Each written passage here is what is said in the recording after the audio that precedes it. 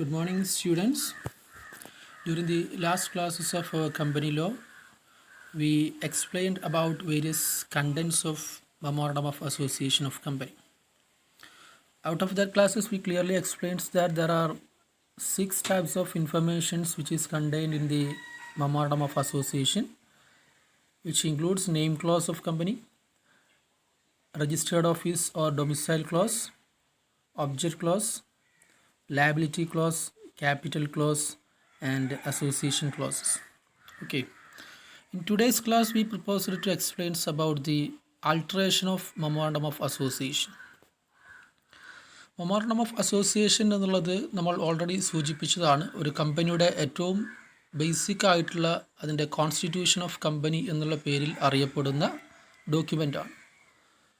അതുകൊണ്ട് തന്നെ ഇത് പ്രിപ്പയർ ചെയ്യുന്ന സമയത്ത് അറ്റ്മോസ്റ്റ് കെയറോട് കൂടിയിട്ട് വളരെ പ്രോപ്പറായിട്ടുള്ള ഇൻഫർമേഷൻസ് കൃത്യമായി കൊണ്ട് ഉൾക്കൊള്ളിച്ചിട്ടാണ് നിർബന്ധമായിക്കൊണ്ട് നമ്മൾ മെമ്മോറാണ്ടം പ്രിപ്പയർ ചെയ്യേണ്ടതായിട്ടുള്ളത്.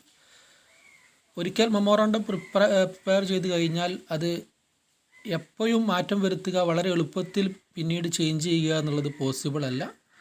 അതേസമയം ഒരു കമ്പനിയുടെ ഫ്യൂച്ചർ വർക്കിങ്ങിന് മെമ്മോറാണ്ടം ഓഫ് അസോസിയേഷൻ ചേഞ്ച് ചെയ്യൽ അത്യാവശ്യമാണ് എന്നുണ്ടെങ്കിൽ കമ്പനീസ് ആക്ടിൻ്റെ കൃത്യമായിട്ടുള്ള റൂൾസും പ്രൊസീജിയേഴ്സും ഉപയോഗപ്പെടുത്തിക്കൊണ്ട് we can alter or change the clauses of memorandum of association. Okay, it is very important that for changing any types of information of memorandum of association, we strictly follow all the formalities and rules and procedures for the alteration of memorandum of association. Okay, out of these 6 clauses of memorandum, the first 5 clauses can be changed by following the respective procedure. At the same time, the last clause, which is association clause, is an unalterable document. The association clause cannot be changed at any circumstances. Okay. So we can start our explanations of alteration of Memorandum of Association. The first alteration is alteration of name clause. The alteration of name clause can be made under 2 different methods.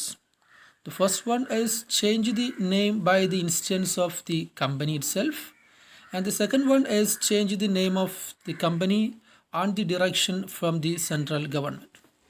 ഒരു കമ്പനിയെ സംബന്ധിച്ചിടത്തോളം അതിൻ്റെ name എന്നുള്ളത് വളരെ important ആണ്. കമ്പനിയുടെ name 2 സാഹചര്യത്തിലാണ് change ചെയ്യപ്പെടാറുള്ളത്. First occasion, change of name by the instance of the company. കമ്പനിയുടെ സ്വന്തം താല്പര്യപ്രകാരം കമ്പനിയുടെ നെയിം റെസൊല്യൂഷൻ പാസ്സാക്കിക്കൊണ്ട് നമുക്ക് ചേഞ്ച് ചെയ്യാവുന്നതാണ്. And the second situation is change the name by the direction from the central government. കമ്പനിക്ക് സ്വന്തം നിലക്ക് താല്പര്യമില്ല എങ്കിൽ പോലും ഗവൺമെൻറ് ചില ലീഗലായിട്ടുള്ള റീസൺസ് ചൂണ്ടിക്കാണിച്ചുകൊണ്ട് നെയിം ചേഞ്ച് ചെയ്യാൻ വേണ്ടി ഡയറക്ഷൻ തന്നു കഴിഞ്ഞാൽ അത്തരത്തിൽ ഗവൺമെൻറ്റിൻ്റെ ഡയറക്ഷൻസിൻ്റെ അടിസ്ഥാനത്തിലും കമ്പനിയുടെ നെയിം ചേഞ്ച് ചെയ്യേണ്ടതായിട്ട് വരും. Okay, change the name by the instance of the company. ഇതിൻ്റെ പ്രൊസീജിയേഴ്സാണ് നമ്മൾ നെക്സ്റ്റ് ഫോളോ അപ്പ് ആയിക്കൊണ്ട് ഡിസ്കസ് ചെയ്യുന്നത്. What are the procedures to be followed for change the name by the instance of company. Company അതിൻ്റെ സെൽഫായിക്കൊണ്ട് company സ്വന്തം നിലക്ക് അതിൻ്റെ നെയിം ചേഞ്ച് ചെയ്യാൻ ഉദ്ദേശിക്കുന്നുണ്ട് എന്നുണ്ടെങ്കിൽ, ചേഞ്ച് ചെയ്യാൻ വില്ലിംഗ് ആണെന്നുണ്ടെങ്കിൽ ഫോളോ ചെയ്യപ്പെടേണ്ടതായിട്ടുള്ള ലീഗൽ പ്രൊസീജിയേഴ്സാണ്. ശ്രദ്ധിക്കുക. The first procedure is the company should pass a special resolution at general body meeting for changing the name of company.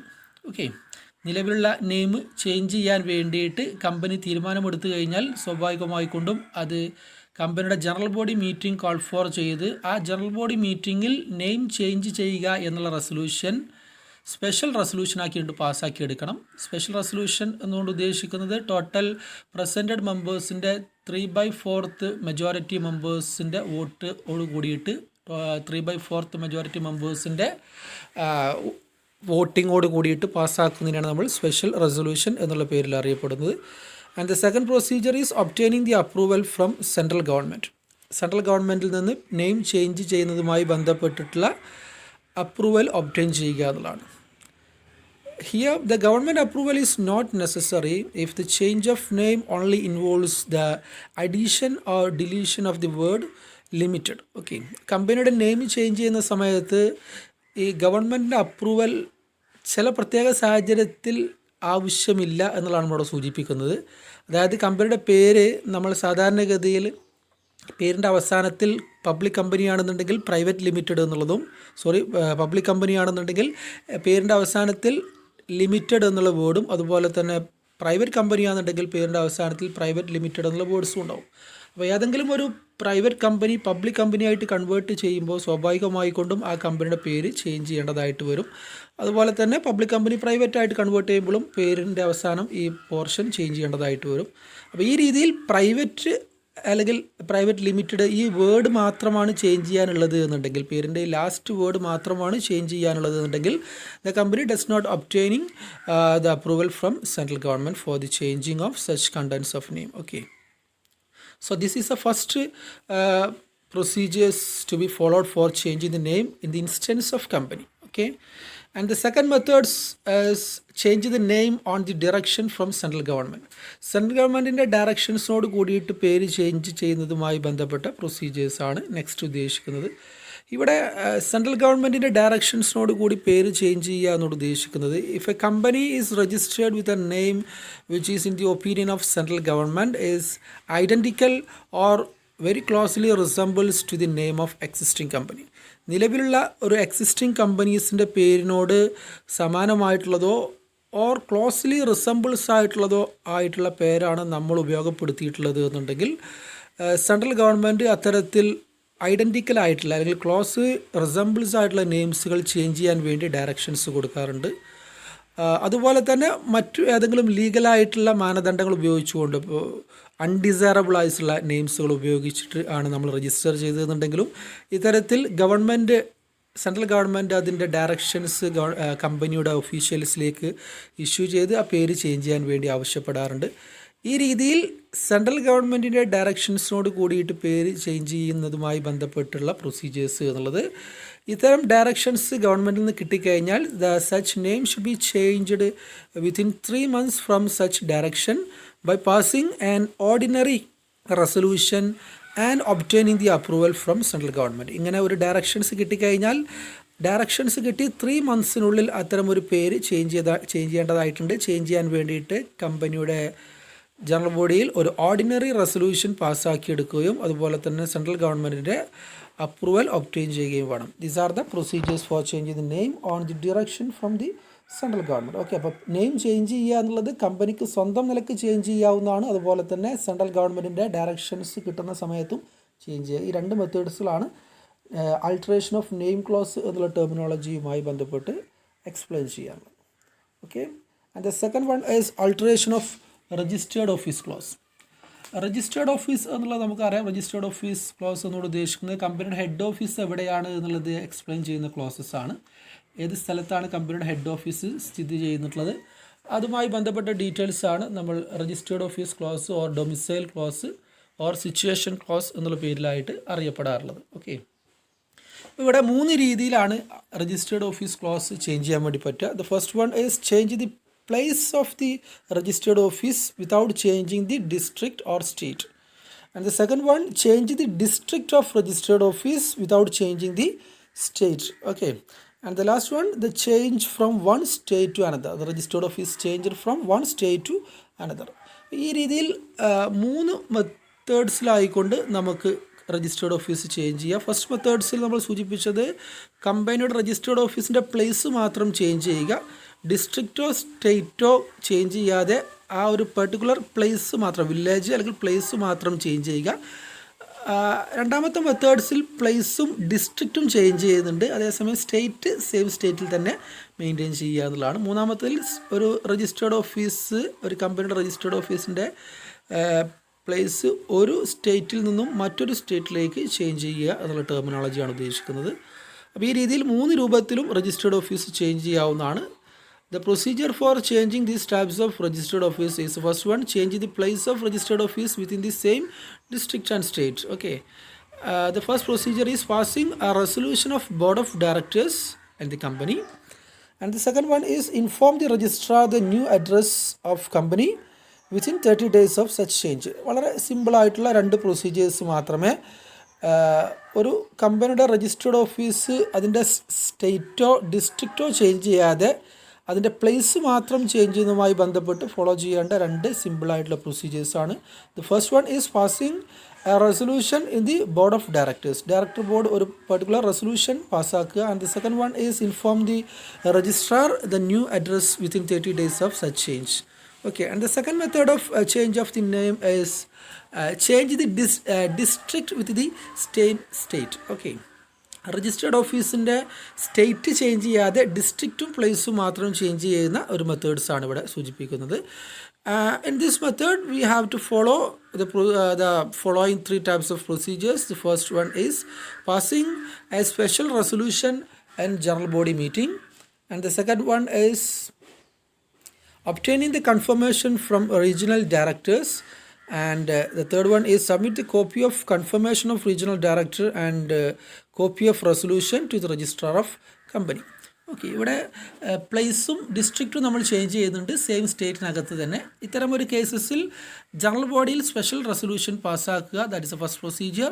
And obtaining confirmation from regional ഡയറക്ടറുടെ കൺഫർമേഷൻസിന് ആദ്യം നമ്മൾ അപ്ലൈ ചെയ്യണം. ആ confirmation apply ചെയ്ത് confirmation കിട്ടിയതിന് ശേഷം ആ കൺഫർമേഷൻ്റെ കോപ്പിയും അതുപോലെ തന്നെ റെസൊല്യൂഷൻ്റെ കോപ്പിയും സഹിതം രജിസ്ട്രാർക്ക് ഫോർവേഡ് ചെയ്യുക. രജിസ്ട്രാർ ഇത് കിട്ടിയതിന് ശേഷം അതിൻ്റെ വെരിഫിക്കേഷന് ശേഷം പേര് രജിസ്റ്റേർഡ് ഓഫീസിൻ്റെ പ്ലേസ് ചേഞ്ച് ചെയ്യുന്നതാണ്. And the third methodology for changing the registered office is change from registered office from one state to another. ഒരു സ്റ്റേറ്റിൽ നിന്നും മറ്റൊരു സ്റ്റേറ്റിലേക്ക് രജിസ്റ്റേർഡ് ഓഫീസ് ചേഞ്ച് ചെയ്യുന്നതുമായി ബന്ധപ്പെട്ടാണ്. Here we have to follow the following 4 types of procedures. The first one is passing a special resolution in the general body meeting of company, and the second one obtaining the consent of all creditors, and the third one obtaining the confirmation of central government, and the last one submit the copy of confirmation and resolution to the registrar of companies. ഇവിടെ ഈ 4 procedures നിർബന്ധമായിക്കൊണ്ട് follow ചെയ്യേണ്ടതായിട്ടുണ്ട്. അടുത്തതായിക്കൊണ്ട് ഒരു കമ്പനിയുടെ registered ഓഫീസിനെ ഒരു രാജ്യത്തിൽ നിന്ന് മറ്റൊരു രാജ്യത്തിലേക്ക് change ചെയ്യുക എന്നുള്ളത് പോസിബിൾ അല്ല. ഇന്ത്യയിൽ രജിസ്റ്റർ ചെയ്ത ഒരു കമ്പനിയുടെ രജിസ്റ്റേർഡ് ഓഫീസ് ഫോറിൻ കൺട്രിയിലേക്ക് ചേഞ്ച് ചെയ്യുക എന്നുള്ള രൂപത്തിലുള്ള ആൾട്ടറേഷൻ സാധാരണഗതിയിൽ പെർമിറ്റബിൾ അല്ല എന്നുള്ളത് കൂടി ഇതിൻ്റെ ഭാഗമായിക്കൊണ്ട് ശ്രദ്ധിക്കുക. Okay, and the third contents of memorandum is object clause. The alteration of object clause അതുമായി ബന്ധപ്പെട്ട ഡീറ്റെയിൽസ് ആണ് സൂചിപ്പിക്കുന്നത്. As all we know that the object clause of memorandum is a very important details of the memorandum of association. The company should exhibit a very strict discipline for the changes of these types of information because the changes of object clause may change the procedures and activities of company itself. Okay, വളരെ കൃത്യമായിക്കൊണ്ട് വളരെ ശ്രദ്ധിച്ചുകൊണ്ട് മാത്രമേ object close change ചെയ്യാൻ വേണ്ടി പാടുള്ളൂ. കൃത്യമായിട്ടുള്ള legal procedures കറക്റ്റായിക്കൊണ്ട് പാലിക്കാൻ വേണ്ടിയിട്ട് പ്രത്യേകം ശ്രദ്ധിക്കേണ്ടതായിട്ടുണ്ട്.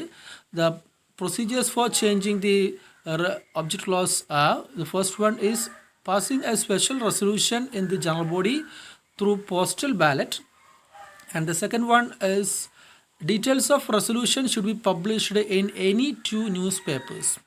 ഈ 2 ന്യൂസ് പേപ്പേഴ്സ് എന്ന് പറയുന്നതിൽ ഒന്ന് ഇംഗ്ലീഷ് ന്യൂസ് പേപ്പറിലായിരിക്കണം എന്നുള്ളതും മറ്റൊന്ന് ആ കമ്പനി രജിസ്റ്റർ ചെയ്ത പ്ലേസിലെ ഒരു റീജിയണൽ ലോക്കൽ ലാംഗ്വേജിലായിരിക്കണം എന്നുള്ളതും കൃത്യമായിക്കൊണ്ട് സ്റ്റിപ്പുലേറ്റ് ചെയ്യുന്നുണ്ട്.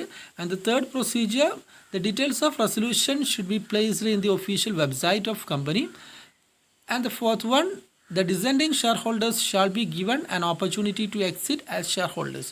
ഈ ഒബ്ജക്റ്റ് ക്ലോസ് ചേഞ്ച് ചെയ്യുന്നതിൽ താല്പര്യമില്ലാത്ത ഏതെങ്കിലും ഷെയർ ഹോൾഡേഴ്സ് ഉണ്ട് എന്നുണ്ടെങ്കിൽ അവർക്ക് ഈ ചേഞ്ചിങ്ങിൽ ഒരു നിലക്കും അക്സെപ്റ്റ് ചെയ്യാൻ പറ്റാത്ത ഒരു സിറ്റുവേഷൻസ് ആണെന്നുണ്ടെങ്കിൽ അവർക്ക് ഷെയർ ഹോൾഡർ എന്ന നിലക്ക് ഒഴിവായി പോകാനുള്ള, അതായത് ഷെയർ ഹോൾഡർ എന്നുള്ള അവരുടെ പൊസിഷൻ ക്യാൻസൽ ചെയ്ത് എക്സിറ്റ് ചെയ്ത് പോകാനുള്ള പെർമിഷൻ കമ്പനിയിൽ നിന്നും പ്രൊവൈഡ് ചെയ്യേണ്ടതായിട്ടുണ്ട് എന്നർത്ഥം. And the last one is submit the copy of resolution to the registrar of company. So these are the procedures to be complied for the changing or alteration of object clause.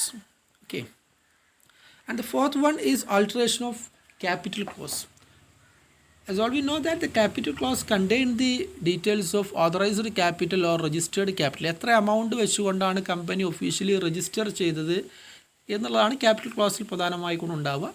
The company can change the capital clause by increasing the amount or decreasing the amount. 2 രൂപത്തിലും change ചെയ്യാവുന്നതാണ്. പ്രത്യേകം ശ്രദ്ധിക്കുക. അതുപോലെ തന്നെ capital amount change ചെയ്യുന്നതോടൊപ്പം തന്നെ ആ capital എമൗണ്ടിൻ്റെ share, അതിൻ്റെ consolidated ഷെയറിൻ്റെ എണ്ണം ചേഞ്ച് ചെയ്യുക, ഷെയറിൻ്റെ വാല്യൂ കൂട്ടിയിട്ട് എണ്ണം കുറക്കാവുന്നതാണ്. അതുപോലെ തന്നെ ഷെയറിൻ്റെ വാല്യൂ കുറച്ചുകൊണ്ട് അതിൻ്റെ എണ്ണം ഇൻക്രീസ് ചെയ്യിപ്പിക്കാവുന്നതാണ്. ഈ രീതിയിലൊക്കെ അൾട്ടറേഷൻ ഓഫ് ക്യാപിറ്റൽ ക്ലോസ് നമുക്ക് കണ്ടക്ട് ചെയ്യാവുന്നതാണ്. The procedures for conducting alteration of capital clauses are the company should pass an ordinary resolution in the general body meeting. Ordinary resolution എന്നോട് ഉദ്ദേശിക്കുന്നത് നമുക്കറിയാം, ഒരു കമ്പനിയുടെ മീറ്റിങ്ങിൽ ഏതെങ്കിലും ഒരു പർട്ടിക്കുലർ വിഷയം ജസ്റ്റ് മെജോറിറ്റിയോട് കൂട്ടി, സിമ്പിൾ മെജോറിറ്റിയോട് കൂടിയിട്ട് പാസ്സാക്കുക എന്നുള്ളതാണ്. സിമ്പിൾ മെജോറിറ്റി എന്ന് ഉദ്ദേശിക്കുന്നത് അബവ് 50% മെജോറിറ്റിയോട് കൂടി പാസ്സായി കഴിഞ്ഞാൽ, പകുതിയിൽ കൂടുതൽ ആളുകളുടെ മെജോറിറ്റിയോട് കൂടി പാസ്സായി കഴിഞ്ഞാൽ അതിനെ നമുക്ക് ഓർഡിനറി റെസൊല്യൂഷൻ എന്നുള്ള പേരിലാണ് അറിയപ്പെടുക. So the first procedure is passing an ordinary resolution in the general body meeting and the second one submit the copy of resolution to the registrar of companies. Okay, ഈ രജിസ്ട്രാർക്ക് submit ചെയ്യുക, copy submit ചെയ്യുക എന്നുള്ളത് normal കേസിൽ within 30 days from the date of resolution ആണ് നോർമലായിക്കൊണ്ട് പറയാറുള്ളതും അതിൻ്റെ ഭാഗമായിക്കൊണ്ട് ശ്രദ്ധിക്കും. Okay, and the fifth alteration is alteration of liability clause. Liability clause change ചെയ്യുന്നതുമായി ബന്ധപ്പെട്ട് കുറച്ചൊരു പ്രധാനപ്പെട്ട ഒരു ഇൻഫർമേഷൻസ് എന്നുള്ളത്, the companies act do not contain any provision for the alteration of liability clause. Liability clause change ചെയ്യുന്നതുമായി ബന്ധപ്പെട്ട് ഏതെങ്കിലും രൂപത്തിലുള്ള റൂൾസോ പ്രൊവിഷൻസോ നോർമൽ കേസസിൽ കമ്പനീസ് ആക്ടിൽ പൊതുവിൽ പ്രൊവൈഡ് ചെയ്തിട്ടില്ല. Because it should differentiate the financial liability aspects of the share holders. Okay, however in the case of unlimited company the liability can be made to limited by passing a special resolution in the general body. Normal കേസസിൽ അത്തരം ഒരു liability change ചെയ്യുന്നതുമായി ബന്ധപ്പെട്ട് പ്രത്യേകിച്ച് provisions ഒന്നും companies ആക്ടിൽ include ചെയ്തിട്ടില്ല എങ്കിൽ പോലും സെക്ഷൻ 18 ഓഫ് കമ്പനീസ് ആക്ട് പ്രകാരം ഒരു അൺലിമിറ്റഡ് കമ്പനിയാണ് എന്നുണ്ടെങ്കിൽ, നിലവിൽ ഒരു അൺലിമിറ്റഡ് കമ്പനിയായിട്ടുള്ള കേസസിൽ ആ അൺലിമിറ്റഡ് കമ്പനിയെ ലിമിറ്റഡ് കമ്പനിയായിട്ട് കൺവേർട്ട് ചെയ്യാൻ ഒരു സ്പെഷ്യൽ റെസൊല്യൂഷൻ പാസ്സാക്കിക്കൊണ്ട്, ജനറൽ ബോഡി മീറ്റിങ്ങിൽ ഒരു സ്പെഷ്യൽ റെസൊല്യൂഷൻ പാസ്സായിക്കൊണ്ട് അൺലിമിറ്റഡ് കമ്പനിയെ ലിമിറ്റഡ് കമ്പനി ആയിക്കൊണ്ട് അത്തരത്തിലുള്ള ഒരു ലയബിലിറ്റി ചേഞ്ചിങ് പെർമിറ്റ് ചെയ്തിട്ടുണ്ട് എന്നുള്ളതും ഇതിൻ്റെ ഭാഗമായിക്കൊണ്ട് ശ്രദ്ധിക്കുക. ഓക്കെ, 5 കണ്ടൻസുകളുടെ ആൾട്ടറേഷൻസ് ആണ് സൂചിപ്പിച്ചത്. 6ാമത്തെ കണ്ടൻസ് മെമ്മോറണ്ടവുമായി ബന്ധപ്പെട്ട അസോസിയേഷൻ ക്ലോസ് അല്ലെങ്കിൽ സബ്സ്ക്രിപ്ഷൻ ക്ലോസ് എന്നുള്ളതാണ്. ഈ association close of memorandum of association of A company cannot be altered. ഒരു കാരണവശാലും ചേഞ്ച് ചെയ്യാൻ പറ്റാത്ത, അൺആൾട്ടറബിൾ ആയിട്ടുള്ള, ചേഞ്ച് ചെയ്യാൻ പറ്റാത്ത രൂപത്തിലുള്ള ഒരു കണ്ടൻസ് ആണ് association close or subscription close എന്നുള്ളത്. ഈ അസോസിയേഷൻ ക്ലോസ് അല്ലാത്ത മറ്റു 5 ക്ലോസുകളും മെമ്മോറണ്ടം ഓഫ് അസോസിയേഷനുമായി ബന്ധപ്പെട്ട് അത്യാവശ്യമാണെന്നുണ്ടെങ്കിൽ കൃത്യമായിട്ടുള്ള ഇപ്പോൾ നമ്മൾ സൂചിപ്പിച്ച ലീഗൽ പ്രൊസീജിയേഴ്സും മറ്റു ഫോർമാലിറ്റീസും കീപ്പപ്പ് ചെയ്തുകൊണ്ട് ചേഞ്ച് ചെയ്യാവുന്നതാണ്. Okay, so these are the contents of these classes. Thank you.